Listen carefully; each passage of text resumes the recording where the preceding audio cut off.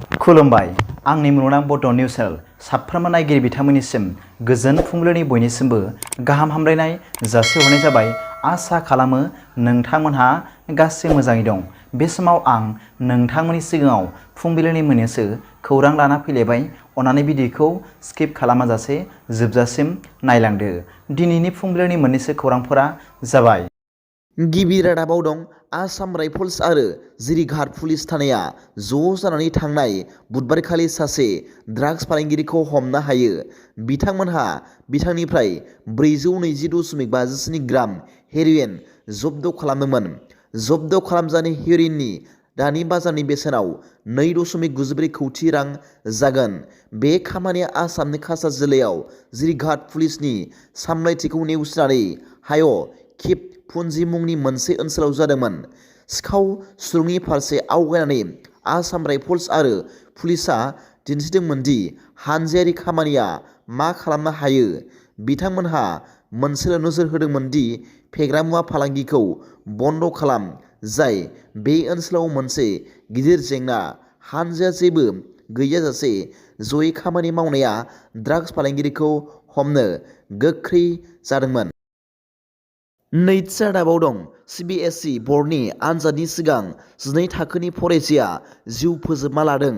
खौरां मोननाय बायदिब्ला गुवाहाटीनि गंसे नोगोरमानि सोरखारि नङि फरायसालिनि 12 थाखोनि फरायसाया गावनि आनजादनि सिगां गावनि जिउखौ फोजोबदोंमोन। ओनसोलनि चन्दन नगरनि मोनसे बिल्डिंआव जानाय जाथाया जायगाखौ सोमोनांहोदों, जाय सुबुंफोरनि गोसोआव फोथायनाय गैयै आरो दुखु सोमजिहोदों। गिबि रिपर्टफोरनि बायदिब्ला फरायसाया, जाय गावनि मेलेमगोनां सोलोंथायारि दिन्थिफुंनायनि थाखाय मिथिजायो आरो हादोरनाङै थाखो 10 CBSE नि जोबथा आनजादाव 5थि मासि आवग्रिनो हादोंमोन, सासे जोथोन लाग्राजों मोनसे खथायाव थायोमोन आरो बेनिखायनो बे जाथाया गावनि आंगोनि थाखाय सोमोनांथाव जानानै फैदों। रैखाथि मावफारियाफोरनि हेफाजाबजों जोथोन लाग्राया खथासिम सौहैनो थाखाय बिल्डिंसिम सौहैदोंमोन। जोबोद दुखु आरो दुखुनांथाव जोबनायाव बिथांमोनहा फुंआव गिख्रंथाव नुथायजों मोगा-मोगि जानांदोंमोन, जेराव फरायसाखौ मोनसे बिल्डिं फेनजों फासि नांनाय मोनसे जादोंमोन, जाय जाथायनि मोनसे दुखुनांथाव फारिनि गोसोखौ दुखु होग्रा फोरमानखौ बोखारदोंमोन। थासारिखौ उनाव खाथिनि दिसपुर पुलिसनो फोरमायनाय जादोंमोन, जायनि फिथाय महरै आयेन बाहायग्रा एजेन्सिफोरनिफ्राय गोख्रै फिननाय मोनदोंमोन। मावख'गिरिफोरनि मोनसे हानजाया जाथाय जायगायाव सौहैदोंमोन आरो गोनांथार राहा लादोंमोन आरो गोथै सह'खौ आरोबाव पस्टमर्टेमनि थाखाय गुवाहाटी मेडिकेल कलेज हस्पिटालाव दैथायहरदोंमोन, जेब्लानो समाजआ मोनसे बुजिनो हायै खहाजों जुजिगासिनो दं। मोनसे गोसोखौ दुखु होग्रा सल' नुजाथिदों। थामथि रादाबाव दं खृष्टान नेरसोनफोर चेपलफोरखौ बोखारनो हुमखि होनायनि उनाव आसामाव मिशनारि फरायसालिफोरा रुगुङाव। मोनसे उग्र हिन्दु हानजाया गासै आसामाव मिशनारि फरायसालिफोरनो गावसोरनि सोरबिथिंनिफ्राय आइकनग्राफि आरो चेपलफोरखौ बोखारनो हुमखि होनाया रायजोनि प्रिन्सिपाल आरो गिर्जा आफादफोरनि गेजेराव जिंगा सोमजिहोदों, जायनि थाखाय पुलिसआ नोजोर होनो गोनां जादों। थांनाय सप्तायाव रायजो नाङैनो गोबां मिशनारि फरायसालिफोरनि प्रिन्सिपालफोरा गावसोरनि जायगायारि पुलिसनो लाइजाम लिरनानै गाज्रि जाथायफोरनिफ्राय रैखाथि बिदोंमोन। कुटुम्बा सुरक्षा परिषद मुंनि मोनसे हानजानि गाहायआ बृहस्पतिबारखौ बिथांनि दाबिफोरखौ गनायनो थाखाय जोबथा सम महरै फोसावदोंमोन। थांनाय 7 फेब्रुआरियाव उग्र हिन्दु हानजानि आफादगिरि सत्य रन्जन बराया फोसावदोंमोन दि बिथाङा आसामाव मिशनारि फरायसालिफोरखौ जिसु खृष्ट आरो मेरिनि सावगारि आरो मुसुखाफोर, केम्पासआव क्रस गिर्जाफोर निफ्राय उदां जानो थाखाय 15 साननि सम होगोन।